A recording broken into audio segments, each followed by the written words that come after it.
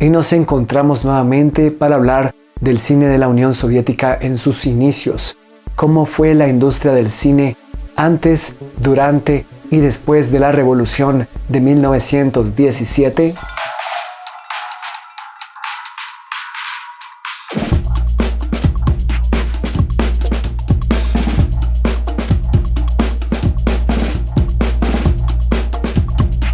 Nos vamos a acercar a un texto interesante que es el libro editado por Richard Taylor y Ian Christie.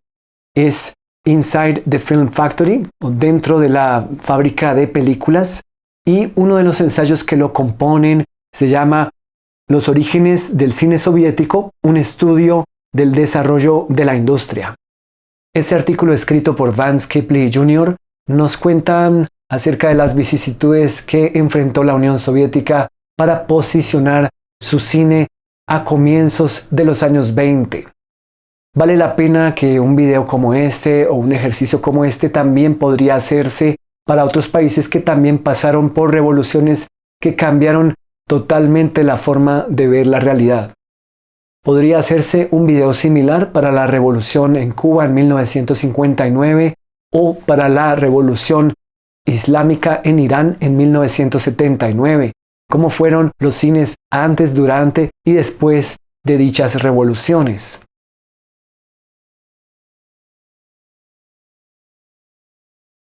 El texto de Vance Kepley Jr. comienza con Lenin en 1919 designando a Lunacharsky como la cabeza a cargo de la Comisaría de Educación o de Ilustración. Luego de la revolución, como ustedes sabrán, el plan había sido nacionalizar todas las empresas para que el Estado adquiriera el control total de cada una de estas compañías, en principio privadas. Sin embargo, también recordarán que hubo 3 años de guerra civil en los cuales se requería también de otro tipo de manejos para estabilizar la economía. Fue cuando Lenin en 1921 decidió crear la nueva política económica, en la cual temporalmente iba a regresar el control de las empresas, de las compañías, a los privados. Fue como dar un paso atrás y que esa Rusia soviética volviera a ser capitalista mientras que la economía se recuperaba. Sobre eso tuvieron que pensar muchísimo en la tarea del cine, en la coexistencia de los diferentes tipos de cine que iba a haber en los comienzos de la Unión Soviética, sobre todo para poder generar capital. La nueva política económica entonces se dividió en 2 fases. La primera, que sería puramente de acumulación de capital entre 1921 y 1925.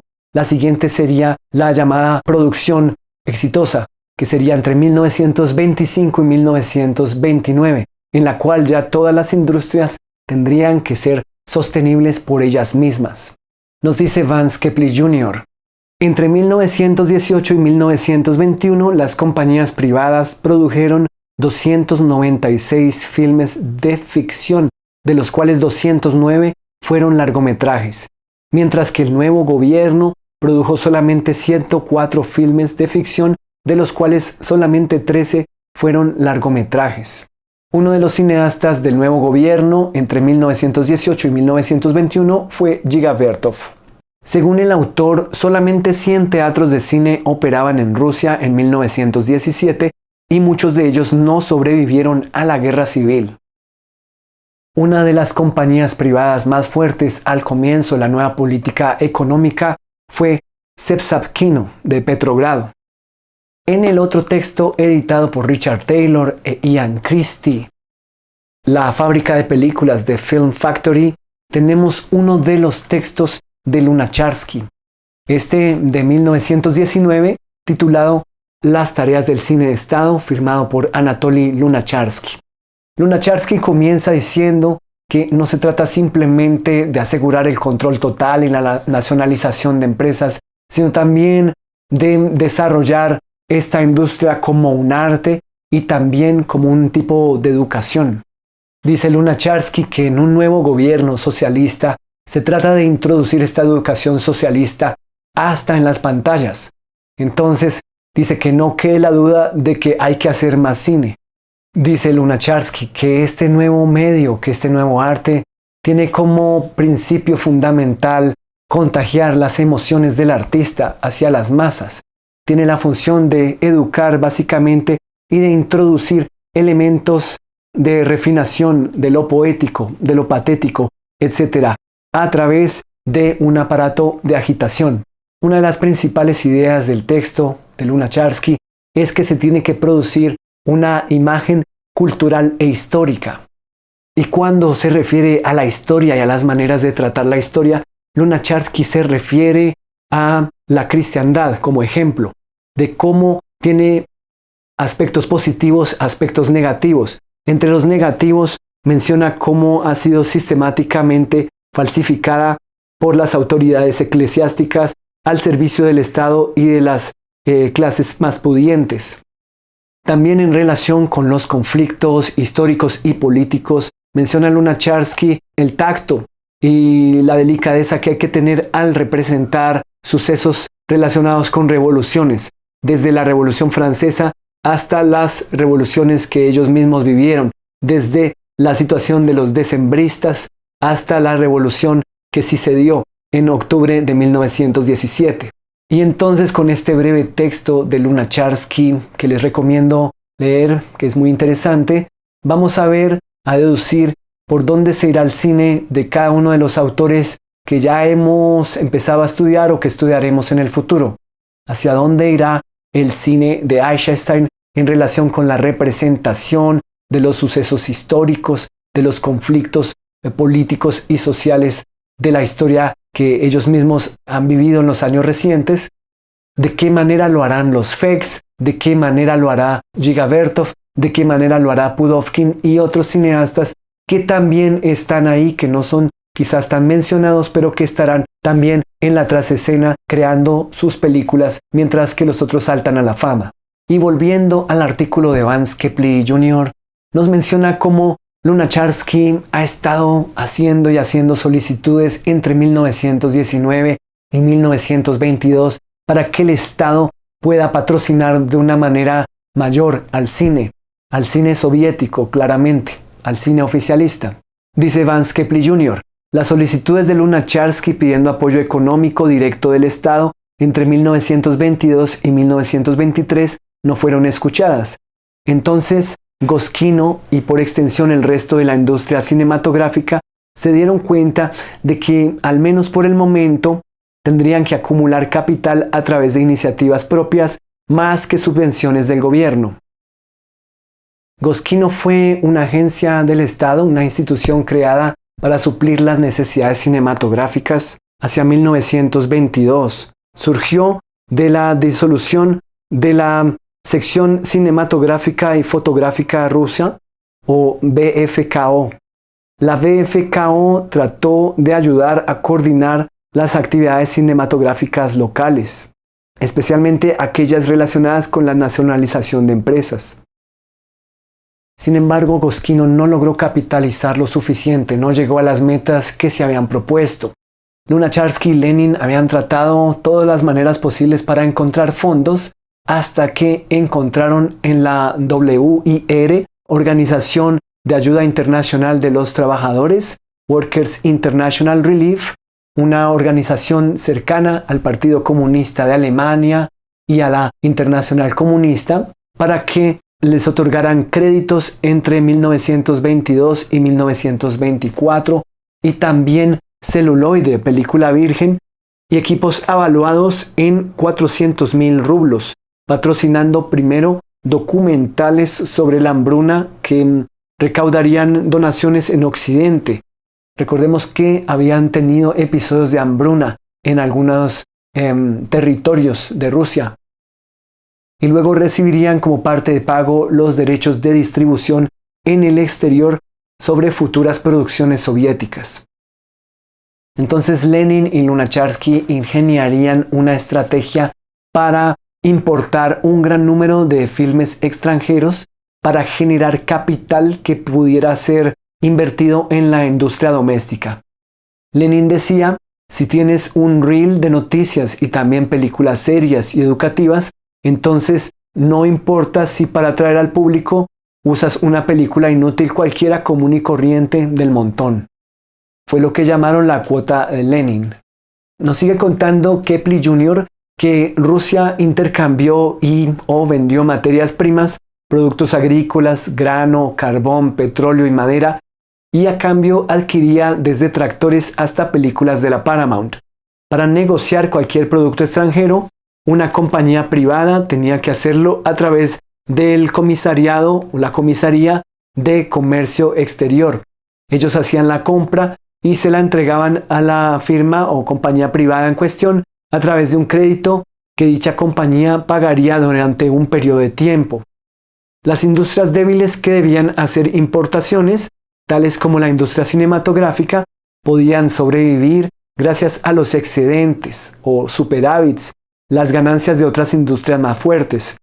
Como afortunadamente hubo buenas cosechas en 1922 y 1923, e igualmente durante el resto de la década, esto combinado con los altos precios del grano en distintos mercados internacionales, pues pudo proveer con acuerdos comerciales bastante favorables para la Unión Soviética. Gracias a que afortunadamente hubo buenas cosechas en 1922 y 1923 y también, durante el resto de la década, esto combinado con los altos precios del grano en distintos mercados internacionales, entonces dio lugar a poder hacer acuerdos comerciales bastante favorables para la Unión Soviética. Industrias como la cinematográfica, que podrían adquirir importaciones a un relativo bajo costo por unidad, dado que una película costaba menos que un tractor, por ejemplo, fueron especialmente favorecidas por esas circunstancias. En efecto, las buenas cosechas de cereales le compraron el futuro a la industria cinematográfica. Continúa Kepley Jr. Goskino obtuvo el monopolio de la distribución de películas extranjeras en el mercado, pero no tenía la suficiente capacidad de gestión o infraestructura para llevar películas a regiones apartadas, razón por la cual algunos intermediarios que las obtenían de las pequeñas compañías surtidas por Goskino terminaban cobrando más a los exhibidores finales, los pequeños teatros. Esas eran películas americanas y de Europa Occidental. Se decretó un impuesto del 25% para aquellos teatros que proyectaban películas extranjeras. En zonas distantes de las ciudades principales, los gobiernos locales también impusieron impuestos locales.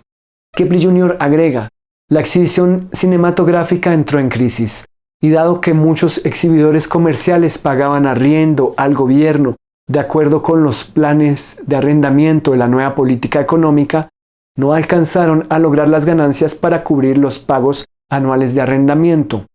Por ejemplo, en Moscú para 1924 había solamente la mitad de teatros de los que tenían en 1917. Las consecuencias fueron más drásticas en otras zonas distantes de las grandes ciudades. Una comisión del gobierno recomendó limitar los impuestos nacionales y locales a los tiquetes de cine en un 10% solamente. En una posterior deliberación se decidió disolver a Goskino en 1924 y reemplazarlo por la compañía Sovkino, basada en acciones. Entonces 3.5 millones de rublos fueron transferidos de Goskino a Sovkino y la nueva compañía fue autorizada a vender 1 millón de rublos en acciones para adquirir capital adicional. Los compradores de las acciones no fueron ciudadanos o compañías privadas, sino las agencias gubernamentales que tenían vínculos oficiales con el cine. La Comisaría de Ilustración o Educación compró el 55% de las acciones y el Comisariado de Comercio Exterior compró el 30%. Como no había accionistas privados para exigir dividendos de sus acciones, dichas agencias podrían reinvertir sus ganancias en la operación de Sovkino. A pesar de su temprana oposición a subvencionar la industria cinematográfica, el gobierno finalmente había invertido en cine y la ganancia inesperada ayudó a Sovkino a asumir su posición final de dominio de la industria. Entre 1922 y 1924, el imperio fue organizado primero en 4 y luego en 6 repúblicas federales: Rusia, Ucrania, Bielorrusia, Georgia, Armenia y Azerbaiyán. Las repúblicas no rusas establecieron compañías cinematográficas que estuvieron ligadas al gobierno de cada república.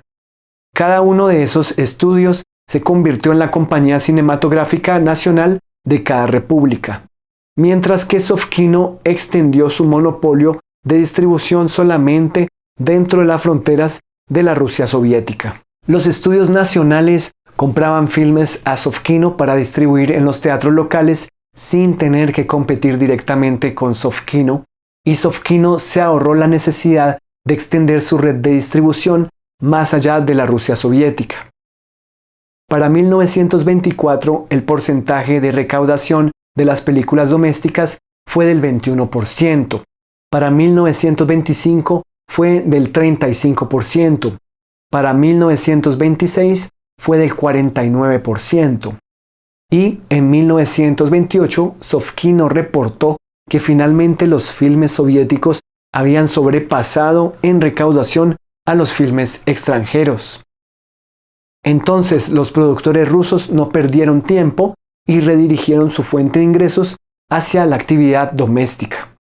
Los rusos usaron estas ganancias para ampliar sus instalaciones de exhibición. La Unión Soviética había heredado solamente 1.000 teatros comerciales de la industria prerevolucionaria, cifra que se vio significativamente reducida por los efectos de la guerra civil y los problemas financieros que culminaron en la crisis de los teatros en 1923. Pero para 1925, sin embargo, se había producido una intensa inversión. El número de teatros se elevó a 2.000 y hacia el final de la década se acercaría a 10.000. Mientras tanto, la extensión del cine a las zonas rurales continuaba a buen ritmo. La vinculación del cine con el sistema ferroviario nacional, que comenzó como un matrimonio por necesidad durante la Guerra Civil, se extendió a mediados de los años 20 en una campaña para llegar hasta aquellos segmentos de la población previamente aislados para informarlos y de alguna manera conectarlos con la actualidad de las otras zonas. Los rusos adquirieron proyectores extranjeros que luego se equiparon con generadores portátiles y se transformaron en instalaciones de cine itinerantes. En 1925, 1.600 unidades de este tipo recorrían el campo en tren. En 2 años, la cifra había subido a 2.000. La actividad rentable en los teatros comerciales urbanos ayudó a subsidiar la operación diaria de las unidades itinerantes, así como las exhibiciones con descuentos en las instalaciones de los clubes de trabajadores. Mientras Sovkino se quedaba con el 50% de los ingresos brutos de los teatros comerciales, cobraba solo 5.50 rublos por el programa en alquileres para los cines rurales, 16 rublos por programa en los clubes de trabajadores, cifras que apenas habían cubierto los costos. Tarifas tan generosas permitieron a estas instituciones ofrecer sus 2 programas por semana a los patrocinadores para los precios de entradas, de 5 a 8 kopecks en las aldeas y de 12 a 15 kopecks en los clubes de trabajadores. Finalmente, un nivel sostenido de crecimiento en los niveles de producción da fe de la sabia reinversión de los excedentes de la industria. De solo 13 largometrajes estrenados en 1923, durante el comienzo del periodo de crecimiento, el número de largometrajes aumentó a 62 en solo 2 años y continuó aumentando cada año subsiguiente hasta alcanzar su punto cumbre en 1928 con 109 largometrajes. Sovkino casi triplicó sus activos totales. De 4,5 millones de rublos en 1924, los activos crecieron a 13,4 millones de rublos a finales de 1927. En ese momento, Sovkino presupuestaba más de 4 millones de rublos anuales para nuevas producciones, cifra que se acercaba a la totalidad de su capital inicial en 1924. El objetivo final para quienes planificaron esta industria era que el cine soviético alcanzara la plena autosuficiencia, un objetivo que implicaba el fin de la dependencia de productos y equipos importados y que comenzó a materializarse a finales de la década. Bajo un mandato establecido por el 15º Congreso del Partido en 1927, el Consejo Económico Supremo ordenó que las ganancias de la industria cinematográfica se invirtieran en la construcción de instalaciones para la producción de material y equipos cinematográficos. A principio de la década de 1930, 2 enormes laboratorios cinematográficos y 3 fábricas de equipos suministraban la mayoría de los materiales necesarios para la producción nacional y ayudaban a reducir la dependencia de la compra de materiales de producción en el extranjero. De hecho, los términos de intercambio se volvieron contra la Unión Soviética a fines de la década de 1920. Las cosechas de trigo cayeron y el precio de los cereales y las materias primas disminuyó en los mercados extranjeros, comprometiendo así los artículos de exportación clave que habían sostenido las estrategias de comercio exterior soviéticas durante la década. La Comisaría de Comercio Exterior respondió restringiendo las importaciones en varias industrias no esenciales, incluso el cine. Las películas extranjeras finalmente comenzaron a desaparecer de las pantallas rusas. Los cineastas rusos comenzaron a comprar regularmente sus recursos en plantas de Moscú, Leningrado o Samara, en lugar de Berlín y París. Las estrategias de crecimiento que caracterizaron a la industria a lo largo de la década de 1920 finalmente se estabilizaron en la década de 1930, y después de la instalación de medidas de censura más estrictas bajo el gobierno de Stalin, la industria cinematográfica redujo los niveles de producción. Había alcanzado el estatus de una industria estable con capacidad suficiente para satisfacer las necesidades de su mercado una vez que sus recursos se usaron eficientemente. Y eso, después de todo, representa el objetivo de cualquier industria en desarrollo. El historial de desarrollo temprano de la industria cinematográfica soviética debió su éxito a la mezquina gestión de los recursos durante el periodo de escasez de la guerra civil y a la astuta explotación de las fuerzas del mercado bajo la nueva política económica. Ningún decreto oficial ni el edicto de nacionalización de Lenin de 1919 ni su orden de importación de 1922 con el codicilio agregado conocido como la proporción cinematográfica leninista explican plenamente el éxito final de la industria. De hecho, las 2 intervenciones más célebres de Lenin en la industria del cine deberían entenderse mejor como ingredientes de fórmulas de desarrollo más amplias. La primera representando una respuesta a las exigencias del consumo neto de capital y la segunda como parte de los esfuerzos de acumulación de capital. Las historias complejas e imbricadas de los primeros préstamos, importaciones e inversiones soviéticas explican el rápido crecimiento de la industria cinematográfica soviética. Quizás la última ironía se deriva del hecho de que el cine revolucionario de Eisenstein, Vertov y Pudovkin debió su existencia al tipo de comercio e inversión astutos que habrían sido la envidia de muchos magnates del cine capitalista. Y partiendo de este texto que acabamos de leer de Vance Kepler Jr., y también del breve texto de Lunacharsky, nos quedan varias preguntas. Por ejemplo, ¿qué procesos seguía una película para que Sofkino decidiera invertir en ella? ¿Cómo se llenaban aquellos requerimientos sobre los tratamientos estéticos y de contenido relacionados con las temáticas históricas y los conflictos históricos tratados en cada película?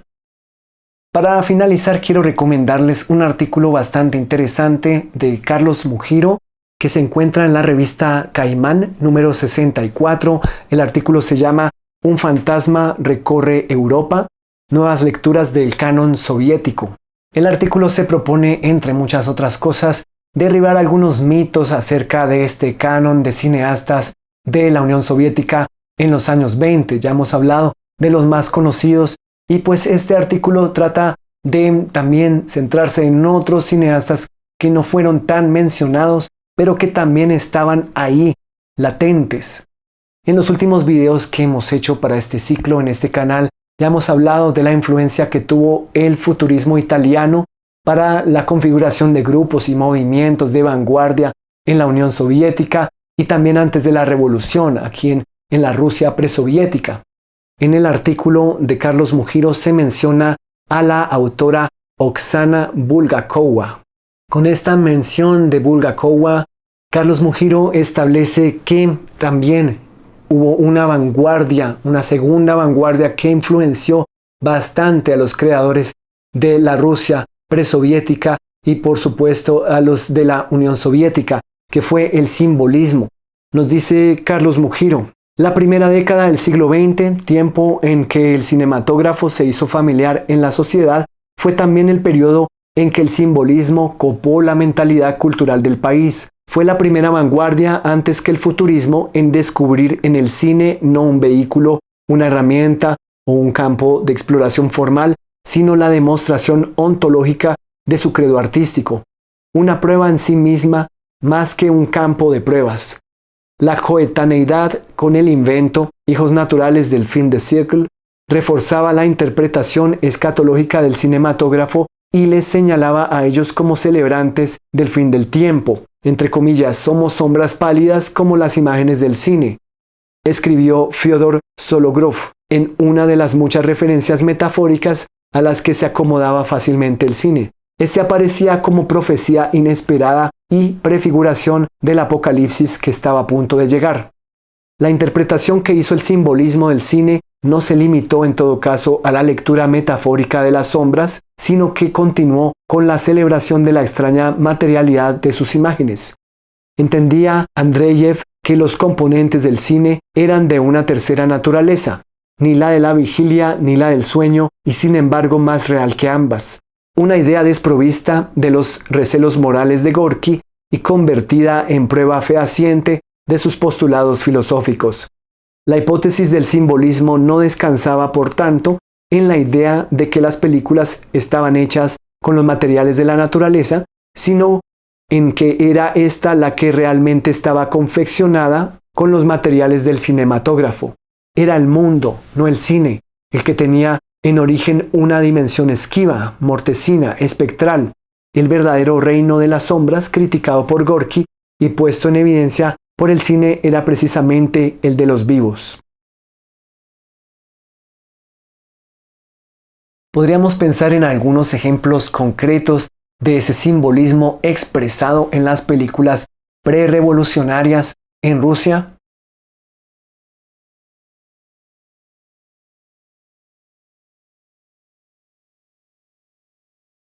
Bulgakova ha explicado que esta marca de nacimiento, más o menos oculta entre los pliegues de sus avatares políticos, ha acompañado al cine ruso durante su historia.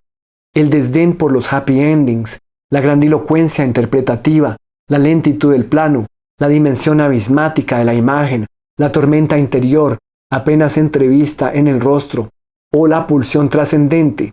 Todos estos rasgos definen lo que a mediados de la década de los años 10 se entendía por estilo ruso en las pantallas de medio mundo.